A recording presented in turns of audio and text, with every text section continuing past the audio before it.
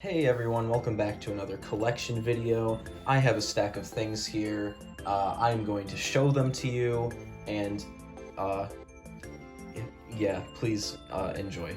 So I'm filming this a few days after New Year's here in Japan, and basically what happened was, it was the holidays, it was my first Christmas season away from home, and I was like, you know what, I'm just gonna go spend a bunch of money, so that's what I did. So the first game I have here is from TV Animation, One Piece. It is a Game Boy Color RPG. For those of you who don't know, I love One Piece. Uh, yeah, I just really like One Piece. I just read chapter 1000 of the manga the other day, and oh boy, it's good. But anyway, this is a turn-based RPG set in the One Piece universe around the time, it was probably around episode 100 or something like that. I'm not going to get too into One Piece lore because most of you probably don't care, but here's a little ad for some toys, little One Piece toys. I mean, and this game came out at a time when One Piece was just starting to gain some traction, mostly just in Japan. I don't think it had been brought to America yet at all, but I paid $5 for this game, and it's cute. I respect it. It had a really cool 8-bit version of the second opening of the anime, which I enjoyed. But this game is just so text heavy. It might as well be a visual novel because there's so much text in between the battles. I mean, I really like the little 8-bit scenes that they drew, during cutscenes and stuff. It has a lot of effort put into it in terms of graphics and animations and stuff, and I appreciate it for that. But as a game, it's a boring slog of a game. But I bought it just because I like One Piece a lot, and I just like owning things with this little man on them. So it's cool for the collection, but honestly, I wouldn't recommend this, even if you are a big fan of One Piece. It's alright. Alright, next up is Mania.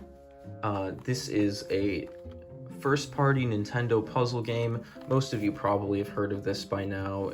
People kind of made a big deal about it when it was released on the 3DS eShop. I don't know, every time people talk about this game, they're just like, did you know Miyamoto made this game? It's yeah, he made a lot of games. But this one seems pretty cool. I haven't played it yet, but it's just a really cool top-down action puzzle game. I really like this art. This is so cute. Came out in 1996. It looks like a good time. Let's take a look through the manual. That art is really cute though, honestly. I need to bring this guy back. Look at his swollen belly button. That's disgusting. Get that out of here. Yeah, I don't know. This game looks cute. I think it might have some added color if you play it on the Super Game Boy, but I'm not entirely sure. But yeah, I don't know, it looks fun. I'm excited to own a complete in-box copy of it. Some cool character designs here. But yeah, I paid 800 yen for this, so $8. And yeah, I'm excited to give it a shot. Alright, next up is, what is this called? Dream Mix TV World Fighters. Sorry, I forgot the name for a second. Oh, it also says it in English right here. This is a crossover fighting game by Hudson that combines Konami, Hudson, and a toy company called Takara. It combines all their characters, and it's a Smash Brothers style fighting game. Obviously not as good as Smash, but this game became this is a Japan only game. I'm pretty sure.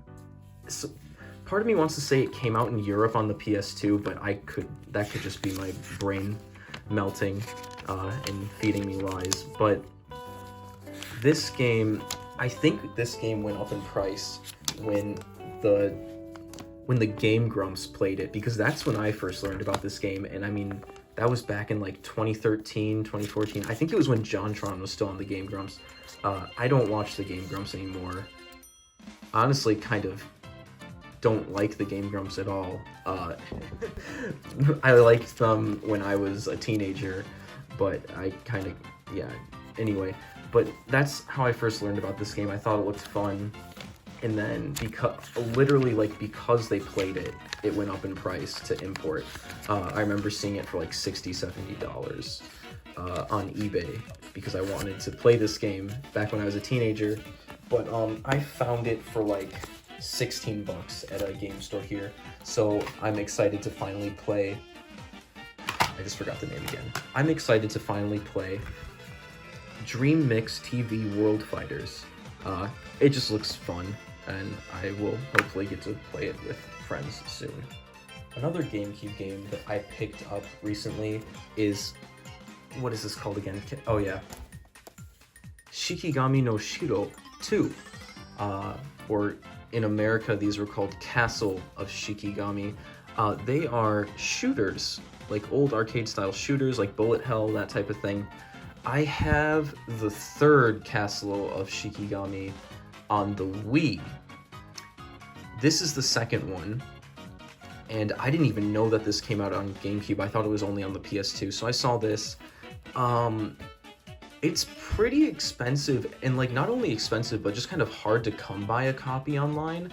But I found this at the same store that I found this game, actually almost all these games, and it was like around 20 bucks, maybe less than 20. But yeah, I mean, there's not many shooters on the GameCube besides like this and Ikaruga. Let me know if you can think of any more, because I honestly have no idea. But it looks really cool. Shooters in Japan are getting more expensive by the day, so it was refreshing to find one that looks pretty good for a reasonable price. But yeah, other than that, I don't really have much to say about this game, but it just looked cool. I picked it up and I look forward to playing it. Okay, next up is a game for the GameCube that's been on my list for a long time. This is the Nintendo Puzzle Collection, another Japan exclusive GameCube game, but this one was a first-party Nintendo game, as you can see. It included Panel de Pon, Dr. Mario, which I believe is the Nintendo 64 version of Dr. Mario, which is really cool, and then Yoshi's Cookie, which I noticed is in color. Was there a Super Nintendo or Super Famicom version of Yoshi's Cookie? I'm not exactly sure, but this game came in a big box because it came packaged with a GBA adapter, which I believe let you play these games on your GBA, or maybe it was used for multiplayer, I'm not really sure. But my copy here does have the adapter, which is cool. It's still in the original plastic. I paid just over $20 for this game, and this is one of those games that, like the TV World Mix Fighters, whatever it's called, it's been on my radar for a long time, and it was cool to find a complete copy in a store in Japan for a really good price. Let's flip through the manual really quick and then move on, but this is a thick manual too. But yeah, not a lot of art in here, actually. Oh, wait. Game Boy, and is this Super Family Computer Game Boy? That's the Famicom. So is it the Famicom version? Or is it just talking about the history of these games? I don't know. But I will find out when I actually play it. That definitely looks like Super Famicom graphics. If this game came out on the Super Famicom, please let me know, because I love Yoshi's Cookie. Or was this just an original thing made for this collection? I mean, I should have done my research before I made this video, but anyway, I was really happy to find this because just look at Yoshi. All right, next, let me tell you about EGG.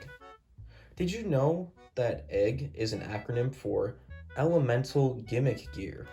Yeah, this is an action RPG for the Dreamcast. This one was released in America, but you know what? It was just one of those things. It was $5 here in Japan. I was like, you know what? I'm just gonna get this and just mess around with it. It has kind of mixed reviews, and by mixed I mean like there's one guy on YouTube who did a review of it, uh, and he complained about it quite a bit, but I don't know. It's just one of those things. It looks cool. It's got like a cool mix of 2D and 3D visuals, which is, you know, that it almost looks like more of a PS1 game, which I thought was cool. But I don't know. I don't really care how good it is. It just looks unique, and I like collecting just weird games that people don't really pay attention to anymore. But yeah, I mean, I'm gonna try it out. Really cool art in the manual, but yeah, other than that, I mean, it was just kind of something I bought on a whim, and we'll see how it is. All right, keeping with the Dreamcast trend, we have Choo Rocket. I played the Game Boy Advance version of this game when I was a kid in America. I paid just under $4 for this. Here in Japan, it's complete. It's in really nice condition. And this is just one of those super colorful, cute Japanese puzzle games. This one, of course, did come out in America. It was on the Dreamcast, and it's one of the few American Dreamcast games that isn't super expensive, which is cool. But I could never find like a complete copy of it. I don't know what it is about Dreamcast games in America and people just like throwing away the like not even just Dreamcast, honestly just all games in America. The way Americans take care of their games honestly disgusts me to this day. It did when I was a kid, and like just thinking about it now living in Japan, like what are you guys doing? Like in my previous video I talked about my Sega Saturn, a console from 1995 that's still in the original box, like, and that's just a common thing here in Japan, just like keeping things in good condition. But anyway, sorry, I went on a rant about America. I'm sure that's something a lot of people are doing these days. But anyway, here's some stickers that are in there. I think that's cool. I think these might go on like the Dreamcast memory card or something. But anyway, that's Choo Rocket. I'm excited to play the original version of this game. Okay, last Dreamcast game here is Powerstone, the first Powerstone. This is a 3D brawler fighting game by Capcom. This is another game that was released in America, but the American version of this game is super expensive. I don't even know how much it goes for now, but here in Japan, I paid $5 for this game. And you know, it's the type of thing you really don't need to know any Japanese to enjoy it. It's just a fighting game, and it looks super cool, and I'm so happy that I can finally play this. This is another one of those games I wanted ever since I got into collecting, and it just, I don't know, it looks really cool. The characters look really fun, and I don't know, I'm excited to play it. Also, like, the thing with Dreamcast and Sega Saturn games is, like, they don't emulate well, so, like, you really need to own the physical versions of these old disc games, because they don't emulate well, and that's why, you know, it's cool when you find games that you don't really need to know Japanese for, and you can just get them $5 and you can enjoy the full non-broken experience. All right, and last up are just 3 Super Famicom games. I'm just gonna go through really quick. The first one here is Star Ocean, which is a super ambitious RPG for the Super Famicom. It was one of the last, not one of the last games, but it came out late in the lifespan of this console. And it was one of the few games to use, 32 megabyte cartridge? So, like, there's scenes with voice acting and stuff, and the graphics are just beautiful. So really cool to own this complete in box. I paid just under $10 for this at a hard off, and I also just got a Retro Freak, which is like the Japanese and European version of the Retron 5. So I'm gonna play a lot of Super Famicom RPGs and put the English translation patches onto them so that I can actually fully enjoy them. So I was really glad to find a complete copy of Star Ocean because now I can play this game in English with the fan translation. And same goes for Fire Emblem, whatever it's called, I forgot. But this is the 5th Fire Emblem game, and a lot of people say this is the best one on the Super Famicom. This was the second one on the Super Famicom. The first one was the remake of the first Fire Emblem. But this is really cool, and this one came with the map. This one had everything, and this was also, I think I paid, there's no sticker on it, but I think I paid like $10 for this, but I haven't checked eBay prices for a complete copy of this game, but I remember when I was studying abroad in Japan 2 years ago, I had a friend, we went to Osaka together, and he bought this game complete in box for like $60, and I remember being so jealous. I was like, oh man, that's probably so rare, I'll probably never see another copy of that. And now I just picked up the same exact thing for a fraction of the price. I paid like $10 for this. So I'm really excited to pop this into the Retro Freak with a English patch and play this Fire Emblem game for the first time. Here's a little card explaining the weapon triangle, and then we'll flip through the manual really quick. Thick manual, man, oh my god. Okay, this thing's kind of falling apart. But anyway, I'm gonna pause it and put this stuff away. Alright, and I probably should have saved something like more exciting for the last game I'm gonna show, but this is just a random Super Famicom game that I found called Cosmo Gang, the video. I have no idea what this is, but I literally was just attracted to the art. I thought it looked cute and colorful, then I looked at the back, and it's some kind of shooter, and I looked up prices online, and it's one of those things where it's like there's not that many people selling this game, which makes me feel like it's rare, but at the same time just people don't know it exists, so like it's not expensive, there's like no demand for it. But this game, I don't know, I haven't tried it yet, but it looks cute and colorful, and let's look at the manual really quick. It's by Namco. And I don't know, I'm hoping I kind of just stumbled upon a little hidden gem. But yeah, I don't know. It looks cool. And I love going to shops here in Japan and just looking through everything and just finding stuff like this where I'm like, wow, I've never heard of this, but it looks really cool. Like, I can't believe, you know, no one's talked about this before. But anyway, those are the games that I picked up over the last month. It was honestly more like the last week, last couple weeks. I just kind of did some Christmas shopping for myself. And yeah, I'm really happy with everything I found. So if you liked this video, guys, I'm glad.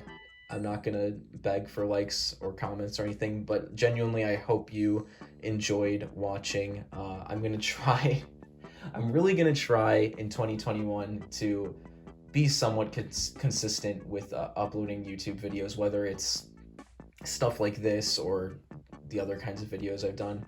But yeah, I hope you enjoyed.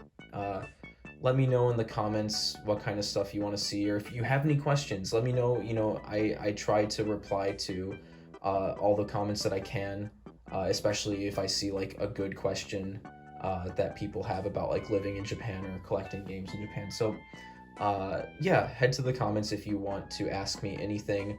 Otherwise, you can follow me on Twitter at SuperSamBams. I'll put a link in the description for that. And I also have a Twitch that I, again, haven't used in a really long time, but feel free to follow me on there for when I do end up streaming again, which I'm sure will happen eventually. But anyways, guys, thank you for watching, and I will see you again sometime in the future. Goodbye.